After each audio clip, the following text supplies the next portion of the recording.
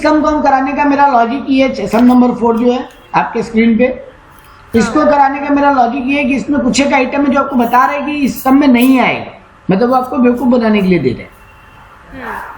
तो वो क्या है वो पढ़ते हैं। तो from the following detail regarding west coast branch of Bombay trading company, Bombay trading company है, उसका वेस्ट कोस्ट बोल के एक ब्रांच है, तो वो ब्रांच अकाउंट बनाने बोला है आपको इन the books of Bombay trading. तो आपको बोल रहा है ओपनिंग स्टॉक दिया हुआ है, क्लोजिंग स्टॉक दिया हुआ है, ओपनिंग डेटर दिया हुआ है, क्लोजिंग डेटर दिया हुआ है। तो सर ठीक है, ओपनिंग स्टॉक दिया तो ट्रू बैलेंस बीडी बोल के आ जाएगा, ओपनिंग स्टॉक ओपनिंग डेटर। वैसे जो क्लोजिंग स्टॉक क्लोजिंग डेटर है वो बाय बैलेंस सीडी बोल के आ जाएगा। गुड सेंड टू ब्रांच दिया हुआ है 42,000 का, तो वो भी आ जाएगा to good send to branch. इसके अलावा आपको कैश सेल और क्रेडिट सेल दिया, ऐसे क्रेडिट सेल आएगा नहीं यहाँ पे, तो कैश सेल आएगा ये 4,800। क्या एक मिनट, कैश सेल का नहीं, कैश सेल 25,800 ये आ गया। इसके अलावा आपको कैश कलेक्टेड फ्रॉम डेटर नहीं दिए, तो वो निकालना पड़ेगा सर डेटर अकाउंट बना के।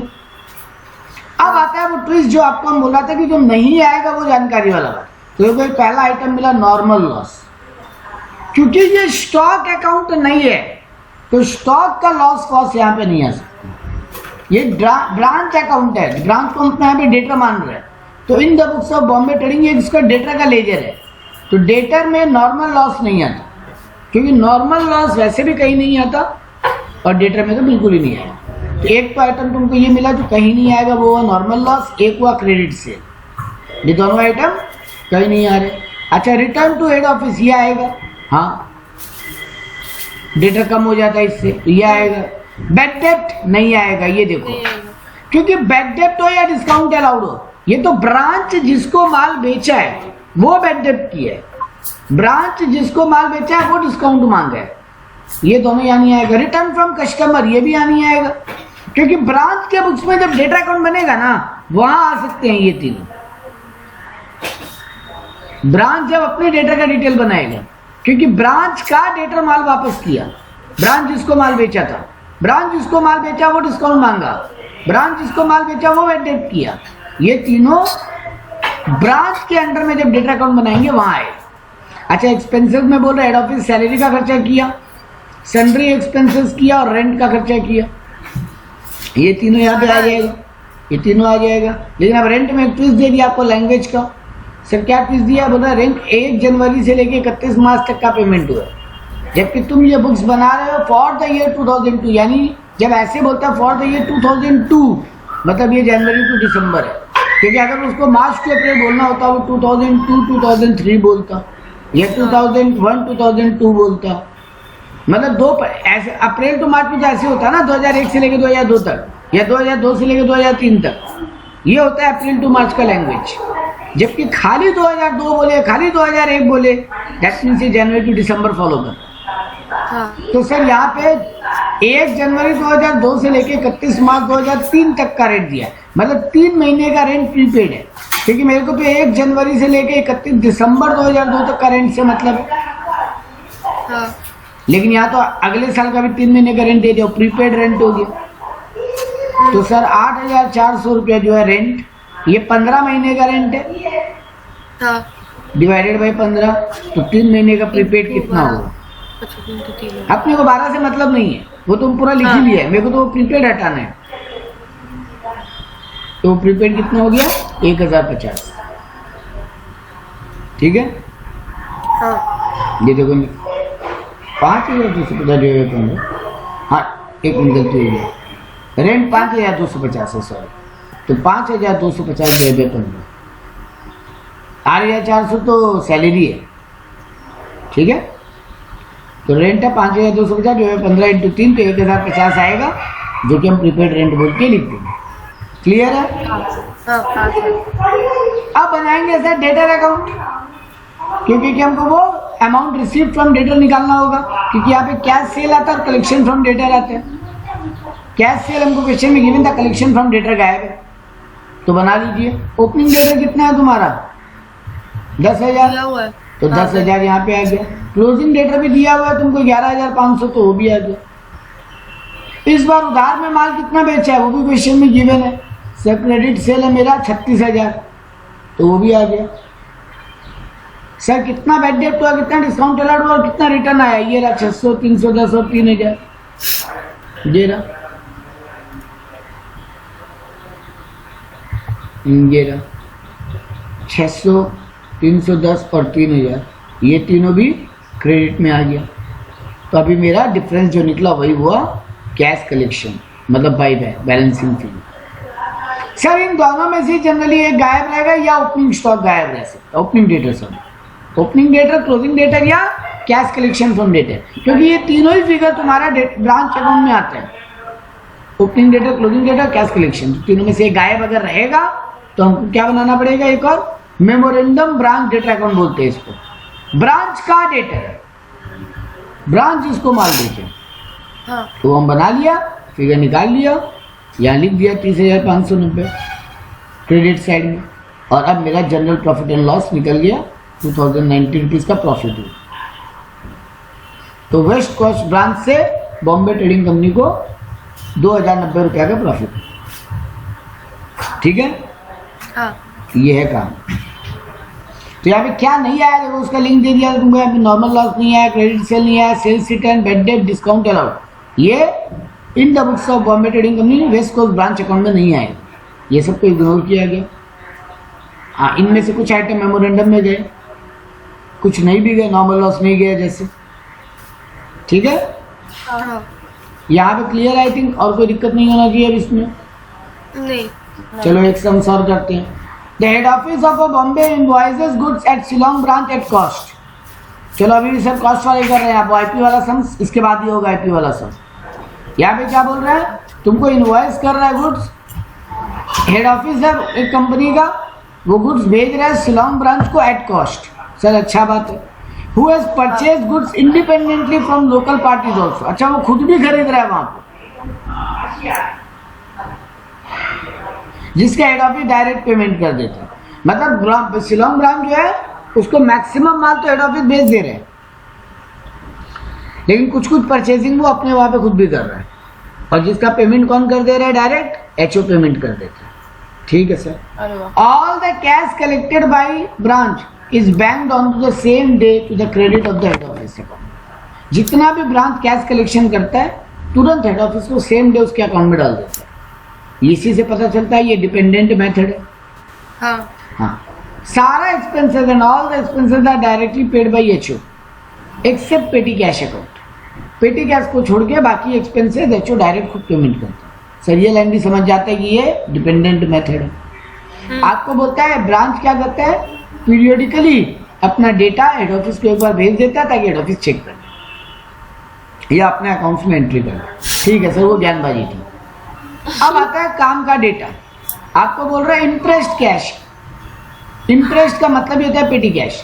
तो साल की स्टार्टिंग में ब्रांच के पास 2000 का पेटी कैश है, साल के एंडिंग में 1850 का पेटी कैश है। साल की स्टार्टिंग में डेटर है 25,000 का, साल के स्टार्टिंग में स्टॉक, ये देखो transfer from HO and directly purchase by branch, दोनों स्टॉक का बात हो रहा है। जो ब्रांच खुद खरीदता है उसमें से भी 16,000 का स्टॉक बचा हुआ है, और जो हेड ऑफिस भेज रहा है उस भी 20,000 का स्टॉक बचा हुआ ओपनिंग में। तो साल की ओपनिंग में 2 स्टॉक है, एक खुद का खरीदा हुआ, एक हेड ऑफिस से आया हुआ। शॉर्टेज ऑफ द स्टॉक, 4,000 का स्टॉक का शॉर्टेज हुआ है, लॉस हुआ है, मतलब सही है, कहीं नहीं आएगा। नहीं। कैश सेल, क्रेडिट सेल से कैश सेल आएगा, क्रेडिट सेल चला जाएगा वो मेमोरेंडम डेटा अकाउंट में। आपको ड्यूरिंग द ईयर डायरेक्ट कितना परचेजिंग किया है वो भी बता रहा है, मतलब ब्रांच खुद से 45,000 का स्टॉक खरीदा भी है ड्यूरिंग द ईयर। कस्टमर 3,000 का माल रिटर्न किया, ये नहीं आएगा यहाँ पे, ये जाएगा मेमोरेंडम ब्रांच अकाउंट में। गुड सेंड टू एचओ, इस बार goods sent from HO, sorry, इस बार 50,000 का नया स्टॉक भेजा हेड ऑफिस। इस बार के लिए पेटी कैश के लिए 2,500 का कैश भी भेजा है वो लोग। बैड डेट हुआ है 1,000, discount allowed to customer 2,000 and cash receive from customer, ये भी दे दिया सर। ब्रांच का एक्सपेंसेस बता रहा है इस साल 30,000 रुपये। क्लोजिंग स्टॉक बता दिया सर, क्लोजिंग डेटर गायब है इसमें, ठीक है सर, तो वही निकलेगा वो मेमोरेंडम डेटर अकाउंट से, क्योंकि देखो ओपनिंग डेटर गिवन है 25,000, इस बार का क्लोजिंग डेटर भी गिवन, कैश कलेक्शन भी गिवन है, तो बच गया क्या फिगर, क्लोजिंग डेटर जो गायब है, ठीक है सर। बनाएंगे, पहले नॉर्मल पुटिंग कर लीजिए सर। तो ये देखो तुम्हारे पास जो जो ओपनिंग है सब ओपनिंग में लिख लो, तुम्हारे पास 2000 का ओपनिंग इम्प्रेस कैश है, पेटी कैश, तुम्हारे पास 25,000 का ओपनिंग डेटर है, और तुम्हारे पास ओपनिंग स्टॉक दोनों मिला के 20 और 16 36,000 का तुम्हारा खुद वाला परचेज, और हेड ऑफिस से आया हुआ परचेज। इस बार तुम खुद कितना का परचेज की हो? 45,000 का। उसका पेमेंट डायरेक्ट हेड ऑफिस करता है, इसलिए हेड ऑफिस अपने बुक में टू बैंक बोल के लिखा। इस बार हेड ऑफिस 30,000 का खर्चा भी किया तुम्हारे लिए, वो भी लिखा, और तुमको इस बार 2,500 और पेटी कैश भेजा, वो भी लिख लिया।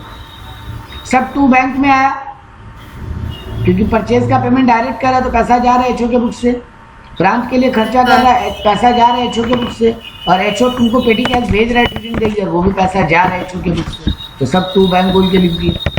इस बार हेड ऑफिस तुमको 50,000 का स्टॉक भेजा तो वो भी लिख दिया। कैश सेल हुआ 45,000 तो वो भी लिख दिया। कैश कलेक्शन फ्रॉम डेटर 1,25,000 वो भी लिख दिया। Closing impressed cash, closing stock दोनों दिया हुआ वो भी लिख दिया। बच गया खाली क्लोजिंग डेटर, जो कि एक वर्किंग नोट बना के निकालना पड़ेगा। सर उस वर्किंग नोट को क्या बोलते हैं? मेमोरेंडम ब्रांच डेटर है, ये रहा बनाया। तो ओपनिंग डेटर था ये देखो 25,000, तो ओपनिंग डेटर लिख दिया 25,000। इस बार का क्रेडिट सेल क्वेश्चन में गिवन है 1,30,000, 1,30,000 लिख दिया। इस बार कैश कलेक्शन 1,25,000, बेड डेप्ट 1,000, डिस्काउंट अलाउड 2,000, और गुड्स रिटर्न सेल्स रिटर्न 3,000, तो अल्टीमेटली क्लोजिंग डेटर आ गया। इसको ले जाके यहाँ लिख दिया, तो मेरा जनरल प्रॉफिट एंड लॉस निकल के आ गया। तो 99% सम सेम ही दिख रहा है ना? हाँ। चलो ठीक है। अब हम लोग आते हैं इनवॉइस प्राइस कंसेप्ट पे। रुको,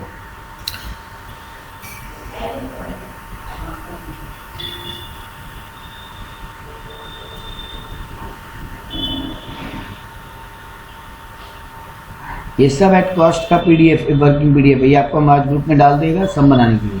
अब आ गया invoice price method. Sir invoice price method में क्या होगा? सब बेसिक लॉजिक हम लोगों को पता है। क्या पता है sir? Sir head office branch को प्रॉफिट ऐड करके स्टॉक भेज रहे हैं, तो ब्रांच का जो ओपनिंग स्टॉक है, इस बार जो नया माल आया, क्लोजिंग स्टॉक, और अगर ब्रांच हेड ऑफिस को कुछ रिटर्न कर रहा है, ये चार जो एंट्री है इनमें सर प्रॉफिट छुपा हुआ है ना? I repeat, head office branch को जो सामान भेजा है, ब्रांच के पास जो ओपनिंग स्टॉक है वो भी तो एचओ से आया हुआ है ना? हाँ। तो उसमें भी प्रॉफिट छुपा हुआ होगा, क्योंकि एचओ ब्रांच को जब भी माल भेजा है प्रॉफिट ऐड करके भेजे। हाँ हाँ हाँ। इस बार जो नया माल घुसा उसमें भी प्रॉफिट छुपा हुआ होगा। इस बार का जो क्लोजिंग स्टॉक बच रहा है उसमें भी वो, क्योंकि वो क्लोजिंग स्टॉक कहाँ से बच रहा है? जो माल एचओ से आया, और एचओ जब भी भेज रहा है एचओ का बचा हुआ माल है, मतलब उसमें प्रॉफिट इंक्लूडेड है। और इस बार जो ब्रांच ने एचओ को माल रिटर्न भेजा उसमें भी प्रॉफिट इंक्लूडेड है, क्योंकि वो माल जो रिटर्न किया वो कहाँ से आया था? एचओ से तो आया था। तो सर चार आइटम है जिनमें लोडिंग छुपा हुआ है, हमको उनका लोडिंग खाली अलग करना है, बाकी सब कुछ मेथड में सेम। ओपनिंग स्टॉक में लोडिंग, इस बार का गुड सेंड टू ब्रांच में लोडिंग, क्लोजिंग स्टॉक में लोडिंग, और return by branch to HO, तो रिटर्न टू एचओ जो होता है उसका लोडिंग। ये तीन चीज का लोडिंग हमको हटाना है, बाकी सब कुछ सेम है। ठीक, बात क्लियर है मेरा? समझ करें इस पे? हाँ। चलो ठीक है। तो बोला देखो, Relax Limited supply good to New Delhi branch at cost plus 25%। यहीं से पता चल गया सर आईपीए 100 रुपए का सामान में 25% प्रॉफिट, यानी 125 रुपया बना के भेजते हैं। ठीक है sir. All cash sales at branch are daily limited to the HO. जितना भी माल बिकता है ब्रांच पूरा पैसा उसी दिन एचओ को भेज देता है। इससे पता चलता है डिपेंडेंट मेथड। हाँ। और and the latter directly pays all the branch expenses. Latter मतलब यहाँ पे बाद वाला पार्टी, यानी एचओ जो है वो ब्रांच का सारा एक्सपेंसेस पेमेंट करता है। तो सर इससे भी पता चलता है कि डिपेंडेंट है ना? सर दो ही बात से समझ में आ जाता है। ब्रांच का काम ही है खाली पैसा कलेक्ट करके भेजना, और जितना भी खर्चा वो एचओ मैनेज करेगा, पेटी कैश को छोड़ना। तो सर उसी से समझ में आ जाता है डिपेंडेंट मेथड। और देखो तुमको क्वेश्चन में बोल भी दिया, from the particular show the debtor system, मतलब ब्रांच को अपना एचओ अपना डेटर मान के अकाउंट बनाएगा। ठीक है सर। देखो तुमको बोला opening stock at branch invoice price पे 3000, good send to branch invoice price पे 24,000, remittance from the branch cash कितना भेजा है 25,000, cash paid by HO for salaries and wages 1900 रुपये, cash paid for HO for rent, cash paid by HO for sundry expense, तीनों खर्चा है। Return from branch देखो invoice price पे, and closing stock at branch देखो invoice price पे। ठीक है सर। पहले नॉर्मल एंट्री कर लीजिए, लोडिंग बाद में कैंसिल करेंगे। तो नॉर्मल एंट्री तो सर हमको पता था, जो ओपनिंग स्टॉक हम उसको टू बैलेंस बीडी बोल के स्टॉक लिख देंगे, जो इस बार नया माल गया उसको to good send to branch बोल के 24,000 रुपये लिख देंगे, जो जो खर्चा एचओ किया उसको टू बैंक बोल के सैलरी रेंट सन्ड्री एक्सपेंस बोल के लिख देंगे। ठीक है ना सर। जितना कैश ब्रांच कलेक्ट करके भेजा उसको बाई बैंक बोल के लिख देंगे। ठीक है। हाँ जो मेरा क्लोजिंग स्टॉक बचा है उसको भी 8,000 बाई बैलेंस सीडी बोल के लिख देंगे। यहाँ तक कोई दिक्कत नहीं, इन एंट्रीज तक में। नहीं ये तो जितना माल रिटर्न गया उसको भी by good send to branch return बोल के लिख देंगे। 150 रुपया, सॉरी ये नीचे वाला। ठीक है। हाँ यहाँ तक कोई चाप नहीं। नहीं अब सर ये जो ओपनिंग स्टॉक है 3,000, ये इनवॉइस प्राइस पे आप क्वेश्चन खुद भी बता रहे हैं। ठीक है ना, मतलब इसमें लोडिंग छुपा हुआ है। सर नहीं भी बताता तो हमको पता होता लोडिंग छुपा हुआ है। और एक बड़ा ट्विस्टेड बात भी बताएंगे लास्ट में। ठीक है सर, निकाल लीजिए। 3,000 अपने आप में कितना परसेंटेज है 125, तो 25 कितना होगा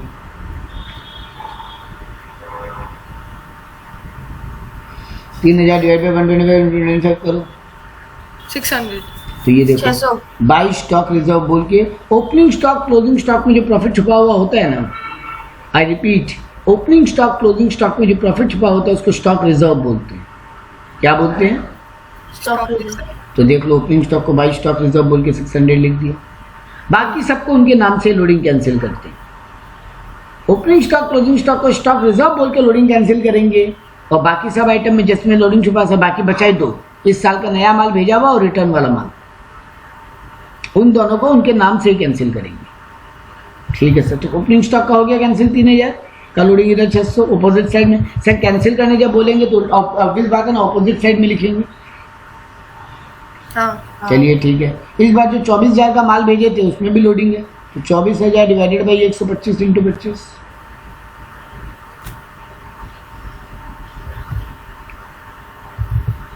कितना होगा? 4800। अच्छा ये लोग क्या किए ना, ये लोग सेल्स रिटर्न के पहले माइनस करके निकाला। कोई बात, तुम 4800 निकाले हो, हाँ 4800 लिखो। ठीक है। हाँ। अब ये जो माल इस बार रिटर्न कितने का गया 150 रुपए का, वो 150 में भी लोडिंग छुपा हुआ है, तो 150 डिवाइडेड बाई 125 इंटू 25 करो।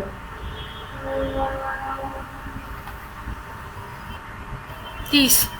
तो इधर भी तुम ऑपोजिट साइड में 30 कैंसिल कर देते हैं ना, हाँ। तो तुम क्रेडिट में लिखते 4,800 by goods send to branch bracket में लोडिंग, और ये इधर में लिखते by goods return to HO bracket में लोडिंग, और to goods return to HO bracket में लोडिंग 30 रुपया।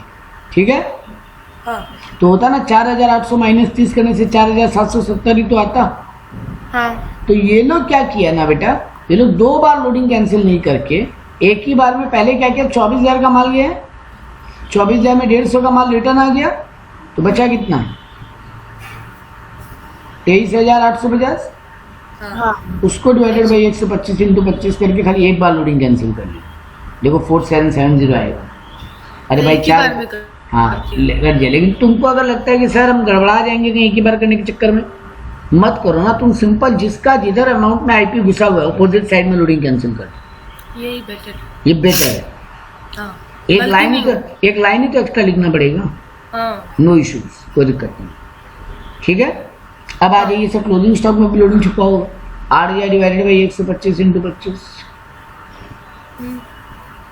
आएगा 1,600। तो देखो टू स्टॉक रिजर्व बोल के कैंसिल किए,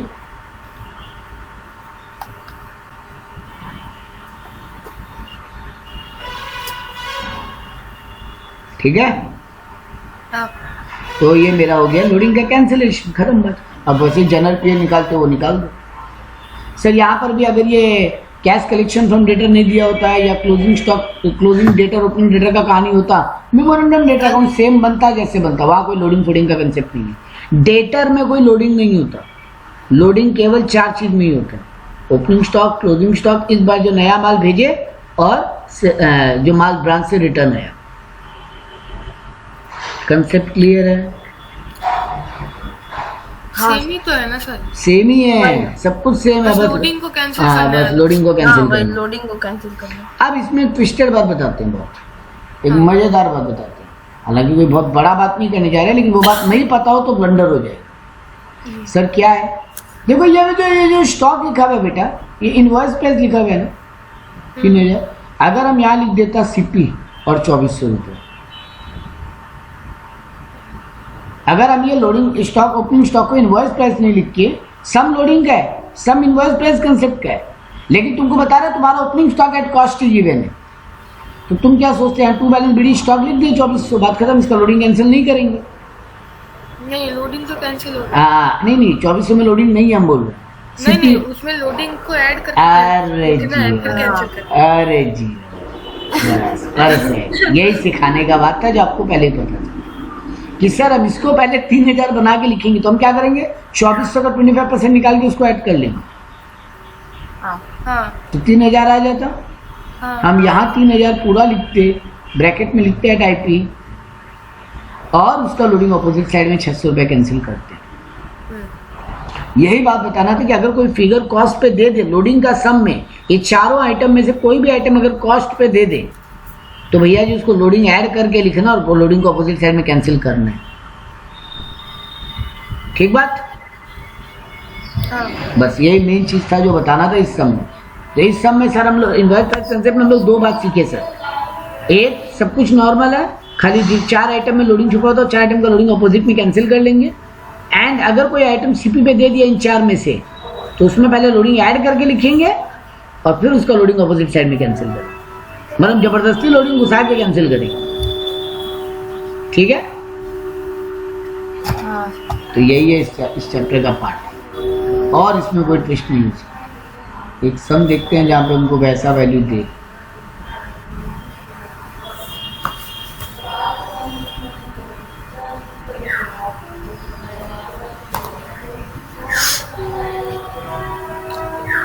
ये देखो, जैसे ये देखो 13 नंबर जो सम दिख रहा है, यहाँ सब कुछ सेम है। देखो क्या बोल रहा है, गुड्स भेजा एट कॉस्ट प्लस 25%, मतलब इससे समझ में आ रहा है लोडिंग का सम से, है ना। हाँ यहाँ पे बोला goods sell goods both in cash and credit. ठीक है, ब्रांच जो है वो उधार में भी बेचता है, कैश में भी बेचता है, लेकिन जितना कैश कलेक्शन करता है तुरंत हेड ऑफिस को भेज देता है और हेड ऑफिस से सारा एक्सपेंस मैनेज करता है। तो ये बात पढ़ के समझ में आ रही है, डिपेंडेंट मेथड है। अब तुमको यहाँ पे क्या क्या दे देखो, तुमको ओपनिंग बैलेंस दिया, ब्रांच के opening stock eight invoice price. ठीक बात है ना। हाँ तो देखो तुरंत टू बैलेंस बीडी बोल के स्टॉक लिख दिए 30,000, क्योंकि ये लोडिंग पे है तो लोडिंग के साथ ही लिखेंगे। ब्रांच का डेटर भी दिया है सर, डेटर में लोडिंग वोडिंग नहीं होता, डेटर 40,000 लिख देंगे। लेकिन अब देखो अगला लाइन, इस बार जो माल भेजो गुड सेंड टू ब्रांच, वो किस वैल्यू पे दिए है? कॉस्ट। हाँ, तो सर उसमें लोडिंग ऐड करके लिखिए। 1,40,000 है, उसका 25% निकालिए।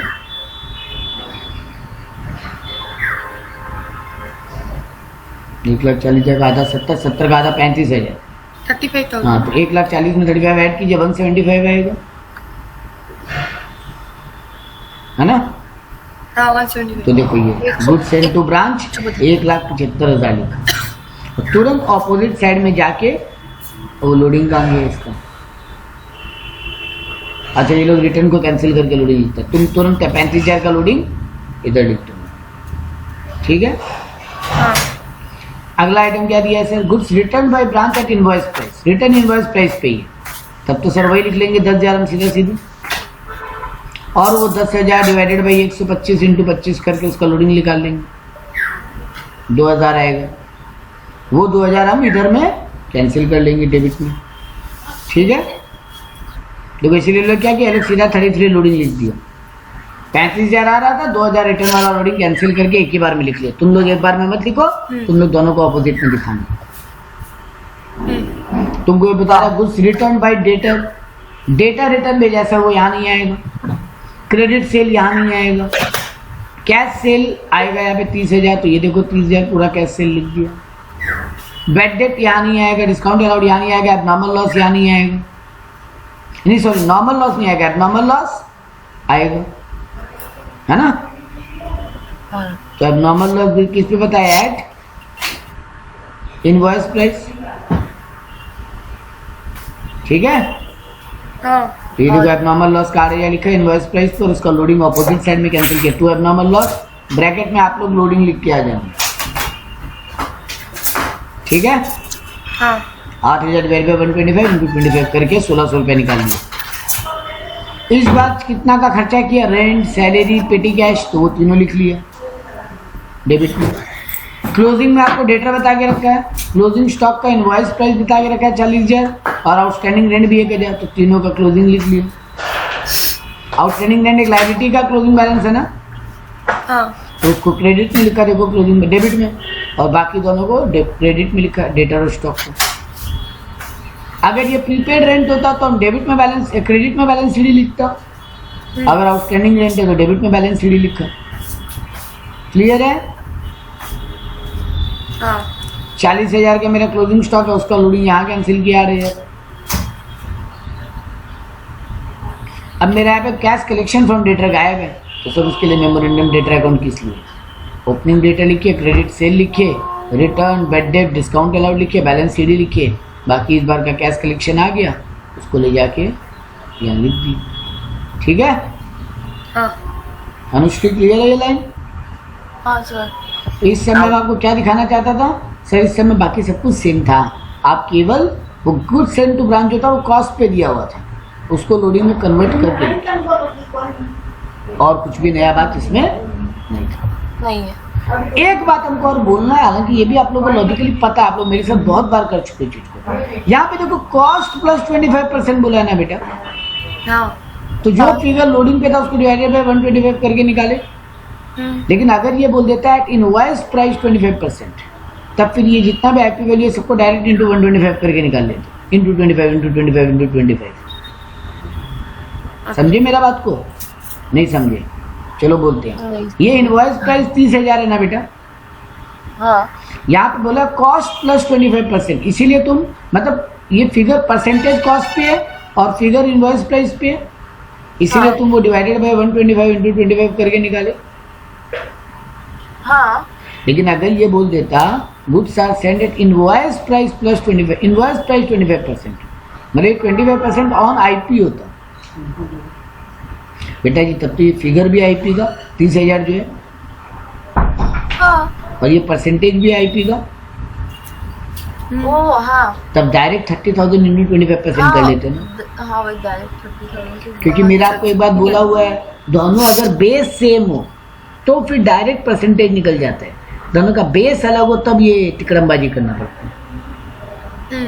ये वाला बात ना ब्रेन में रखना, क्योंकि जैसे यहाँ सब में कॉस्ट प्लस 25%, कॉस्ट प्लस 25% दे रहे हैं ना, अपने को वही आदत लग जाता है कि डिवाइडेड बाय 125 इंटू 25 कर लेंगे। क्योंकि जैसे देखो यहाँ पे तुम किया ना अभी, ये जो फिगर है कॉस्ट पे था, गुड सेंड टू ब्रांच वाला फिगर, तो तुम डायरेक्ट 25% निकाली हो, देखो क्योंकि परसेंटेज भी ऑन कॉस्ट है, ये फिगर भी ऑन कॉस्ट है, तब डायरेक्ट 25% निकाल लिया सीधा सीधी। लेकिन जैसे ही एक फिगर दूसरे बेस पे, एक फिगर किसी दूसरे बेस पे है, तब हमको क्या करना पड़ेगा बेटा, वो डिवाइडेड बाय 125 इंटू 25। बात क्लियर है। हाँ ये छोटा एरर है जो होने का उम्मीद रहता है, क्योंकि स्टूडेंट उतना गौर से पढ़ता नहीं है परसेंटेज किसके ऊपर दिया है। स्टूडेंट डायरेक्ट देखता है 25% दिया है, मारो डिवाइडेड बाय 125 इंटू 25, वो आदत बन जाती है। तो हमेशा देख लेना कि दोनों का जो मेजरमेंट बेस है, अगर वो सेम है तब तो डायरेक्ट इंटू 25% निकाल लेंगे, अगर वो सेम नहीं है तो फिर ये वाला जो फंडा अपनाते हैं डिवाइडेड बाय 125 इंटू 25 वो लगाएंगे। बात क्लियर। हाँ ये था ये पार्ट पूरा डेटर में।